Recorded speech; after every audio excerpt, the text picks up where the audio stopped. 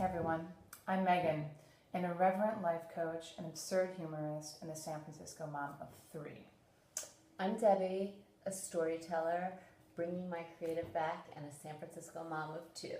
And together we are The PopUp Minx.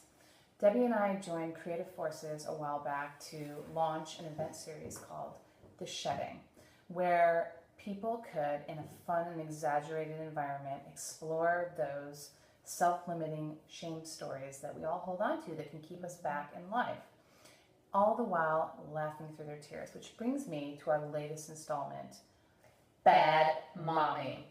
So we really wanted to offer this to moms who hold on to so many stories around shame, and we wanted to really go there. Like, what is bad mommy? So we even designed the whole event during a time, afternoon, when mommies generally would be totally watching their kids. We had cocktails flowing, and we gave full permission to moms to just really get what they needed to out of the event, and boy, they went there. Really comfortable. And my mother's story was something along these lines. I always knew I wasn't an abusive mother because I was able to stop myself right before I killed you children. Like, was totally comfortable after that. And they just went there, like, they opened up, they shared their stories, their worst mommy moments, like those times when you're so desperate and you don't feel like you have any more choices, and like there was accidental neglect, and like I think I actually remember a story of a woman who held her daughter's most prized, precious possession over a fire, her blankie, and said, like, if you don't go the fuck to sleep, I'm gonna burn this. Okay, like in my defense, like that was That a hard was, night. And I admit, that was a bad mommy moment. This is what it was all about. Mm-hmm.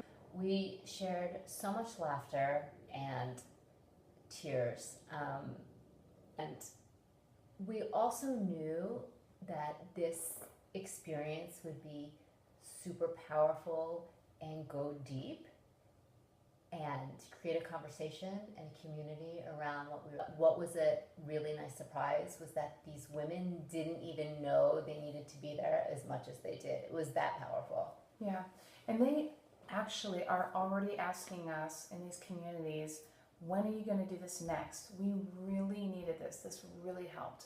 And part of it is that we knew there had to be something beyond the stories, because the stories in of themselves do not relieve women of shame, that general feeling of unworthiness that has you looking around and comparing yourself to every other woman around you and placing yourself in some universal pecking order of better than or less than.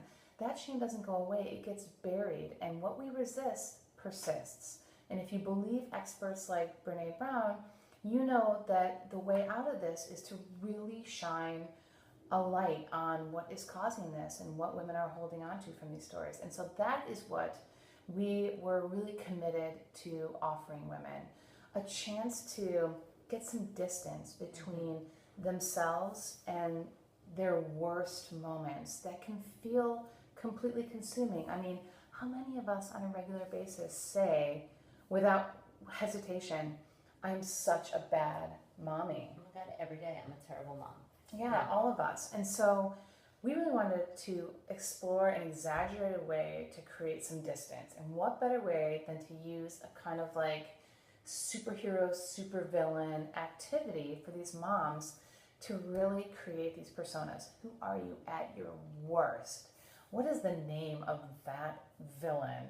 What are her common characteristics? What does she say? Things like, Mommy needs a timeout. And then, you know what? If you're at your worst sometimes, well, who are you at your best?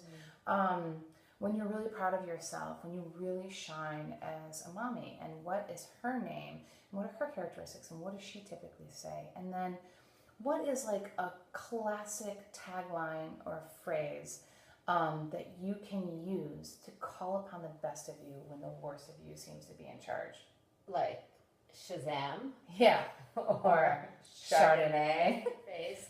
We gave the mommies this card, which is a memento of the experience, and this card is something that they can hold with them and they know that they have the power to choose to go from bad mommy to good mommy. The real question is, as this bad mom train leaves the station, choo choo, ah, beep beep, and we all start, laughing and enjoy the Hollywood antics of this movie, what are you really offering women who do experience this shame, moms and that shame that holds them down and holds them back? Because we want to help and they need us.